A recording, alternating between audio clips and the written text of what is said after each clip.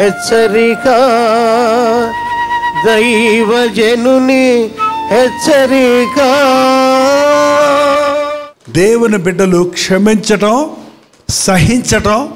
యేసయ్య జాలి మనసు కలిగిన వాడు, క్షమించేవాడు, సహించేవాడు, ప్రేమించేవాడు. ఆయన బిడ్డలు ఎలా ఉండాలి? సహించేవారిగా, క్షమించేవారిగా, జాలిపడేవారిగా, ప్రేమించేవారిగా ఉండాలి. కాబట్టి మీరు దేవునికి తగినట్టుగా జాలిగల మనస్సును, దయాళుత్వమును, వినయమును, సాత్వికమును, దీర్ఘశాంతమును ధరించుకొనండి.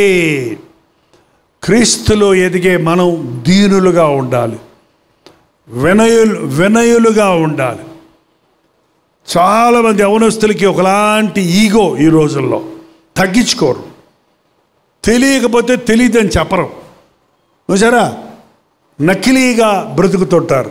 కానీ యేసయ్య బిడ్డలు ఉన్నది ఉన్నట్టుగా జీవిస్తారు. 13వ వచనం, ఎవడైనను తనకు హాని చేసినని ఒకడు అనుకొని నీడల ఒకడినొకడు సహించుచు, ఒకడినొకడు క్షమించుచు, ప్రభు మిమ్మల్ని క్షమించలాగున ఒకడినొకడు మీరు క్షమించుకోవాలి. అది తండ్రి చేసినా, అది పరాయోడు చేసినా, అది శత్రువు చేసినా వాళ్ళని మనం ఏం చేయాలి? నీకు అపకారం చేసిన వాడిని, నీకు అన్యాయం చేసిన వాడిని, నిన్ను మోసం చేసిన వాడిని, నీ మీద చెడ్డ మాటలు చెప్పిన వాళ్ళని, నీ శ్రమకు కారణమైన వారిని కూడా నువ్వేం చేయాలట? క్షమించాలి. క్షమించటం ఎలాగని ప్రభు సెలవు మీద చూపించాడు. ఏమని చెప్పాడండి? తండ్రి, వీరేమి చేయుచున్నారో వీరెరుగను గనుక వీరిని క్షమించు. క్షమించిన వాడు ఎప్పుడు నష్టపోడండి. మీకు తెలుసో తెలీదో, నువ్వు ఎవరినైనా క్షమించకపోతే, ఎవరి మీద నువ్వు కోపం పెట్టుకుంటే నష్టం నీకా ఆ వ్యక్తికా? గుర్తుపెట్టుకోండి ఇది. నువ్వు ఎవరి మీద కోపం పెట్టుకున్నావు, వాడు గొడవపెట్టి నిద్రపోతుంటాడు, వాడికి ఏం బాధలేదు. నీకు ఎవరి మీద కోపం ఉంటే నీకు నిద్ర పట్టదు. పడద్దా? నిద్ర పట్టదు, తింటది అరగదు.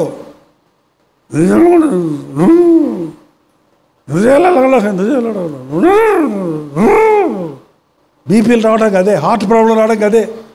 అందుకనే ప్రభు చెప్పాడు, ప్రతిరోజు మీరు నిల్చుండి ప్రార్థన చేయనప్పుడల్లా ఏం చేయమన్నాడు? నీ సహోదరుడికి నీ మీద కోపం ఉంటే నువ్వు వెళ్ళి క్షమాపణ అడుగు. నీకేం లేదు కోపం, వాడికి నీ మీద కోపం ఉందని తెలిస్తే ఏం చేయాలంట? నువ్వు వెళ్ళి క్షమాపణ వచ్చి అప్పుడు వచ్చి నాకు ప్రార్థన చేయి. రోజు ప్రభు నేర్పిన ప్రార్థన చేస్తుంటారు చాలాసార్లు అందరూ ఫ్యామిలీ ప్రేయర్లో, చర్చెస్లో. మా రుణస్థులను మేము క్షమించు ఉన్న ప్రకారము మా రుణములను క్షమించు. అంటే నువ్వు ఎవరిని క్షమించకపోతే నువ్వు కూడా క్షమించబడవు. దేవుడు నిన్ను క్షమించాలని కోరితే నువ్వు ఇతరులను క్షమించు. ఏంటంటే ఇతరులను నువ్వు క్షమించకుండా దేవుడు నన్ను క్షమించు అంటే క్షమాపణ దొరుకుతుందండి. 5,000 దీనారాలు ఏదో ఉందిలేండి, 50,000 అప్పుడున్నోడికి ఆ యజమాని దగ్గరికి వెళ్ళి, అయ్యా పిల్లలు కల ఉన్నాయా, కట్టలేనయ్యా, అప్పు కట్టలేనయ్యా, క్షమించండి అయ్యా అంటే ఆయన అన్నాడా? క్షమించాను పోవయ్యా అన్నాడు. అంటాడు క్షమించేసంటే సంతోషంగా వెళ్ళిపోయి, వాడికి ఎవడో 5 రూపాయలు అప్పు ఇవ్వాలంట. ఎంత? 5 రూపాయలు ఇవ్వాలంట. వాడి దగ్గరికి వెళ్ళి, రే నా 5 రూపాయలు ఇస్తావా చేస్తావా? నా 5 రూపాయలు ఉండయ్యా, ఇచ్చుకుంటానయ్యా. లేవా?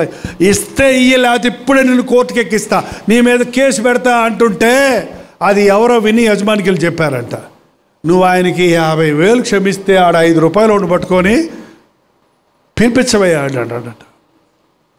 పిలిపించని, నేను ఇంత క్షమించాను, నువ్వు కొంత క్షమించలేవా? కట్టు, నా 50,000 నాకు కట్టబడండి. అంతే అండి. క్షమించండి, అప్పుడు క్షమించబడతా. చూసారంటే ఒకరినొకరు క్షమించుకోకుండా ఈ లోకంలో బ్రతకలేమండి. ఒకరినొకరు క్షమించుకోకుండా ఈ లోకంలో బ్రతకలేము. నువ్వు అనుకుంటున్నావు నేను చాలా భరించుకుంటున్నాను, నా భర్తను ఎంత భరించుకుంటున్నాను అంటారు కొంతమంది. ఎంత భరించుకుంటున్నాను, అమ్మ దగ్గరికి వెళ్తే చెప్తారు, ముఖ్యంగా వాళ్ళ అమ్మ దగ్గరికి వెళ్తే కదా. కదమ్మా, నేను చెప్పేది కరెక్టే కదా. ఎంత భరించుకుంటున్నాను, నువ్వు ఎంత నీ భర్తను భరించుకుంటున్నావో నిన్ను కూడా ఆయన భరించుకుంటున్నాడని ఎప్పుడైనా గమనించావా? నీ భర్తలో ఇష్టం లేని నీకు బోల్డ్ ఉన్నాయి, నీలో ఇష్టం లేని ఆయనకి లేవా?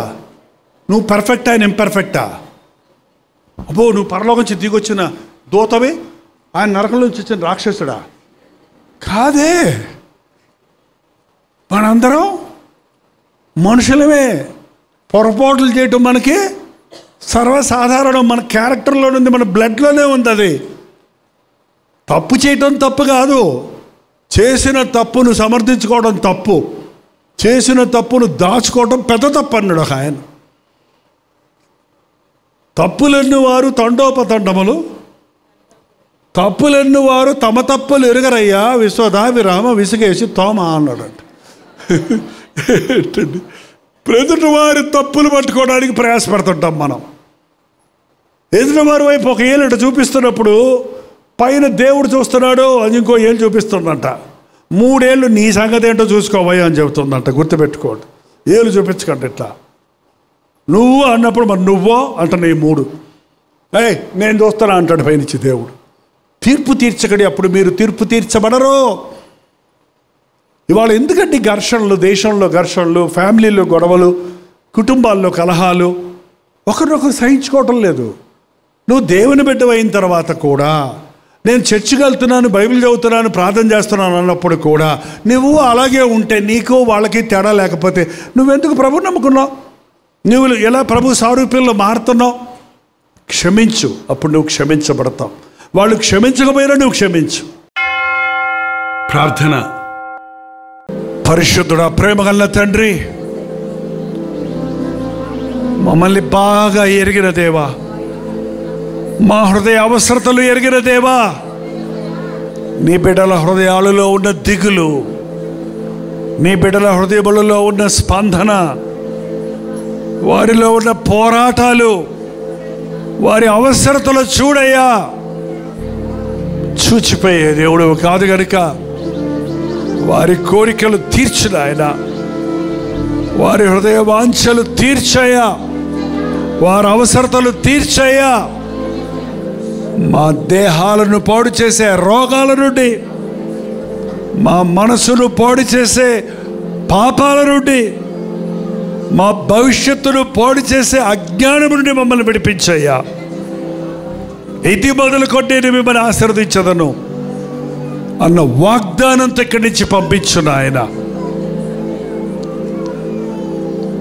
ఈ ఆవరణలో అడుగుపెట్టిన వారి జీవితంలో మార్పును వారు ఇంట బయట ఉన్నవారు గుర్తించినట్లు నీ సాక్షులుగా జీవించడానికి సహాయం చేయము. బెంగళూరు పట్టణము కొరకు, కర్ణాటక రాష్ట్రము కొరకు నీ సన్నిధిలో ప్రార్థిస్తున్నామయ్యా. ఈ అంచె దినములలో నీ నామాన్ని విశ్వసించిన వారికి కలిగే ప్రతి శోధనల్లో నీవే జయము దయచేయము.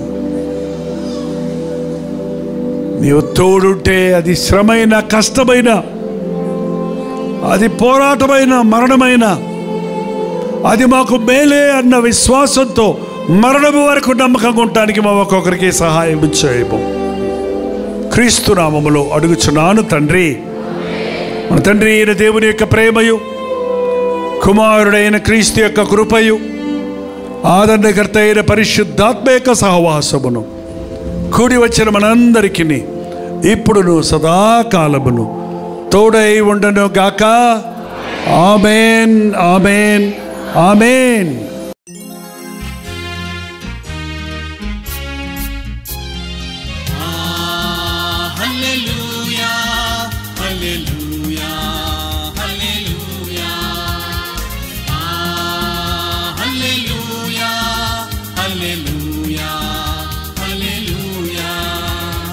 కలువరి ప్రేమే మధురం, కలువరి ప్రేమే మధురం, కలువరి